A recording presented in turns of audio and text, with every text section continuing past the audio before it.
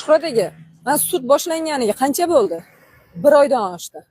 1 oydan beri nimaga bu iltimosnoma kiritilmadi? Vaqt cho'zilyapti xolos. O'tgan safar nachalnik aytadiki, hurmatli sud raisi meni orqamda deydi, 5 mingta ichki ishlar xodimini hayoti turibdi, taqdirimiz turibdi. Taqdir haqida bilar ekan. O'sha kuni meni taqdirimni o'ylamadi-yu bu. Meni orqamdagi butun O'zbekistonda ayollarini taqdirini ko'z oldiga keltirmadi-yu. Meni 3 ta farzandimning taqdirini, yo meni jamiyatdagi ertadan keyin qanaqa qilib yurishimni, bittagina bir kechirasizlar iflos rejasini ketidan meni taqdirimni shunday qilib barmog'ida o'ynatib yuborgan. Endi aytadiki, meni taqdirim turibdi. Bunday o'ylab ko'ryapman, nima qilsam sudni cho'zaraman. O'sha hamma dalil yetarli, hamma yoqda beryapmiz. Nima topilsa o'sha olib kelib beryapmiz sudga. Keyin aytayaptiki, prokuraturani aybi, ular o'z joniga qasd qilgan, o'z jonimga qasd qilganim statyasini bularga qo'ymagan ham hatto.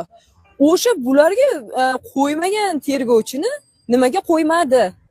Mana kuni dori ichyapti bu. Bu ahmoqlik bu. Keyin ko'rdingizmi, nima deb o'qiganini men tushunmasdan sud raisidan so'ram, bu hozir nimaga tushunmadim hamda.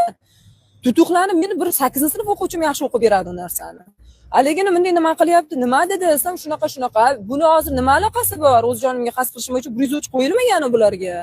Desangiz, qachondir kerak bo'lib qolsa, oldin ko'rsatmangni ber desangiz, ko'rsatma bera olmaydi. Ha, desangiz, men o'sha qanaqadir xabarimni avtomatlarda qo'riqlab kelish kerak, o'shini keyin kimdir o'qish kerak.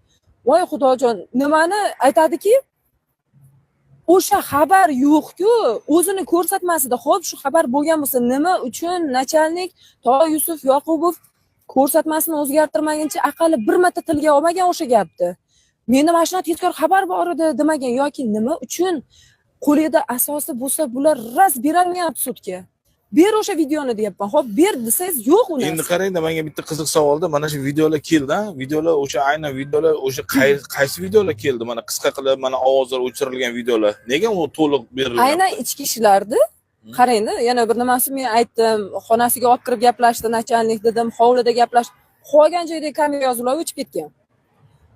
Bular taqdim qilyapti, meni ichki ishlarga kirayotganligimdagi rasmda bir safarga nimada yurist taqdim qilyapti. Mana bunaqa formada kelgan bu deyapti. Qayerdan oldingiz deyapman.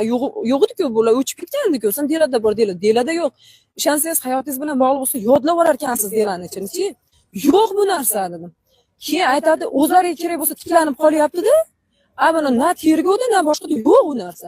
Keyin ana video qarang, xo'p, tezkor nima bo'lsa, bular boshidan oxirigacha olish kerakmi? Bunchagina 40 sekundlik videoni berib qo'ygan.